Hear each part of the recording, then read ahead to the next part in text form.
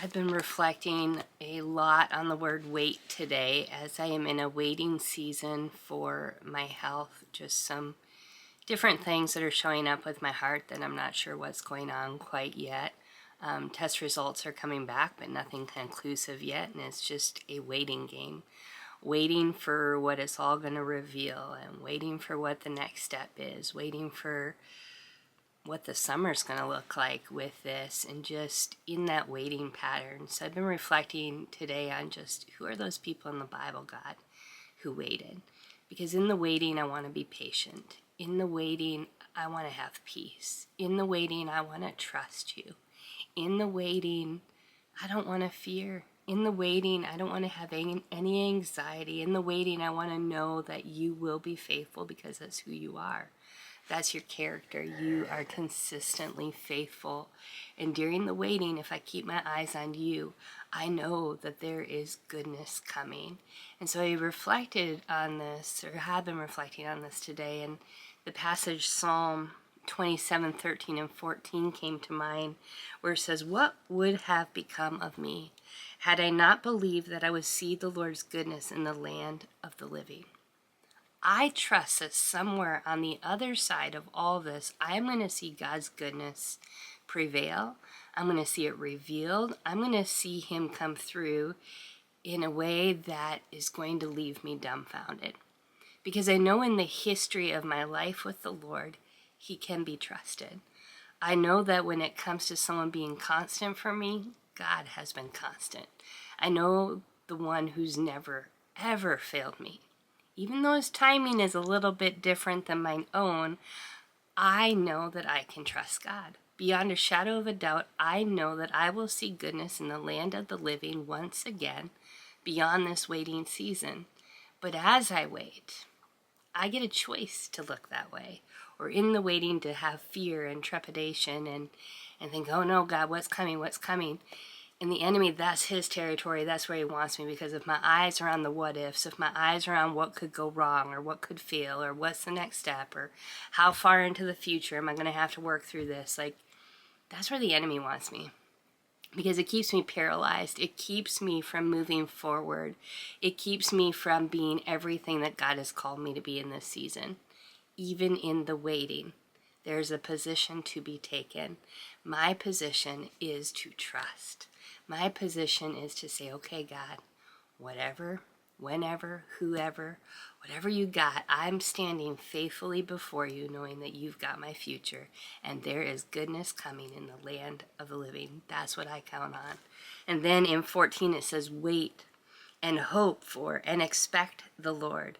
Be brave and of good courage, and let your heart be stout and enduring. Yes, wait for and hope for and expect the Lord. Wait and hope are together in this verse, like twice you see it. Wait and hope. Hope is this eyesight beyond the experience, this looking beyond what is happening and going, God, I can hope beyond this because I know you're beyond this. I know that you are good. I know that you are faithful. So I choose to wait, expecting that you will come through again. And it says, be brave and of good courage, and let your heart be stout and enduring. There's a steadfastness that can be exhibited and experienced in the waiting. Not because I have anything in me that is, worth it, but because he's worth it. He's worth it. Whatever he's developing in this season, whatever characteristic trait, whatever thing he is burning out of my being, that's like, this is not who Sarah's going to be for her future. Whatever it is going to be worth it. Because there's nothing that God does that doesn't have purpose. He's got a purpose in all things. So as I wait, I choose to trust. And one of the things that I do when I'm going through a season like this is I create a music list with songs that just continuously help me reflect back on the Lord and his goodness and his faithfulness. So my song list right now that I'm putting together is I choose to trust. I choose to trust God no matter what the outcome. I choose to trust God no matter what the tests will show. I choose to trust God no matter what the doctors will say. I choose to trust God because God is good. Circumstances don't have to be good for God to be good. I know that he is faithful because I've seen him be faithful in my past. And I know that his character doesn't change. My circumstances don't change his character. He didn't abdicate the throne and go, oh, whoever wants to hop on and take control of things. He is still there. He's still on the throne. There's order to my life even when it feels disorderly. There's order even when it feels a little messy. And there's a message coming from this very messy season. This moment of waiting will have significance because he's a God that prevails.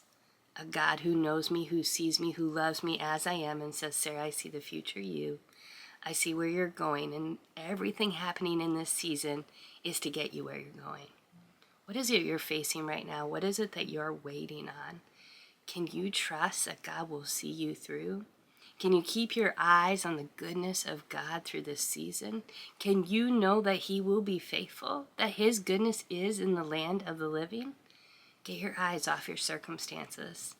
Stop letting them define who you are or where you're going to go or what you're going to do in your day, and start telling your circumstances, this is who my God is. Put the stake in the ground. Remember that he's been faithful to you. Go back and look at your life and over again tell yourself, where did God show up? In the heat of the moment, when those things, those circumstances you faced were so excruciating, where did God show up? How did he show up? What did he refine and define in you so that you could be more like him and his son, Jesus? Because that's the goal, to look more like Jesus with every passing day. And if going through tough circumstances, if going through the trials of life and waiting on God is what produces that character, then I'm all in. I want it because I want to be more like Jesus. When I get to the end of my life, I hope there's nothing left of Sarah Beth Malinowski. I hope that God burned all of the riffraff away. I hope that he burned away every insecurity, every prideful thing inside of me, every selfish and unkind thing within me. I hope that when I see my Father face to face, he can tell me, you look so much like my son. And every trial you went through burned away just a little bit more of you and put just a little bit more of my son in you. That's what I want. I hope you want it too, because being more like Jesus is the goal. And through this hard season, whatever you're facing, you can trust that he's got a plan and his plan will prevail.